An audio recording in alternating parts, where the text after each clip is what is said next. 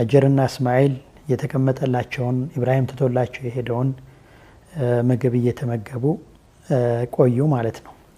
ብቻቸውን ሴት ህፃን ልጅ ጫካ ውስጥ ምንም ሰው የሌለበት ኢብራሂም ትቶላቸው የሄደውን ተምርና ውሃ ጨረሱ። ስለዚህ ህፃኑ ልጅ ጥምም አይችልም፣ የምግብ ረሃብንም አይችልም።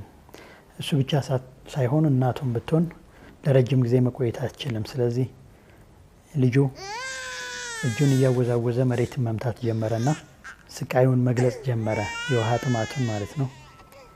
ስለዚህ እናት ይሄ ልጅ እየተወራጨ መሬትን እየመታ በእጁ ማየት አላስችል ስላላት ውሃ መፈለግ ነበረባት፣ ወይም ደግሞ የሚያግዛት የምታየው የምታገኘው ሰው የእሷ ጋር ችግሯ ሊፈታላት የሚችል ሰውን ፍለጋ መንቀሳቀስ ነበረባት።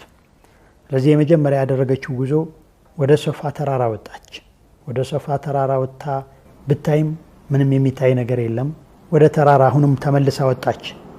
ወደየት? ወደ መርዋ ተራራ።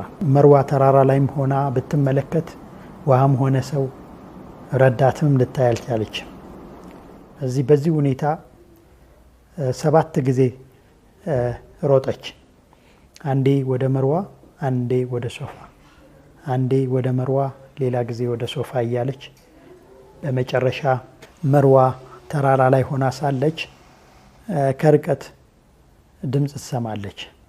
ያኔ ራሷን ለድምፅ መስማቷ አዘጋጅታ አሁንም ስታዳምጥ የሆነ ድምፅ ሰማች እና በመጨረሻም ወደ ሰማችው ድምፅ ስትሄድ ጅብሪል ነበር። ማለት ለሷ ባይታያትም ግን ያናግራት ነበር በእግሩ መሬቱን በክንፉም ይባላል። አንዳንድ ዑለማዎች እንደሚሉት መሬቱን በሚነካበት ጊዜ ያ ስትፈልገው የነበረን ትንሽ ውሃ አላህ ሱብሓነሁ ወተዓላ ውሃን አፈነዳላት ማለት ነው። ይህም ውሃ ያው እስከ አሁን ድረስ እየዘለቀ ማለት እየወጣ የምናየው ዘምዘም ሆነ ማለት ነው።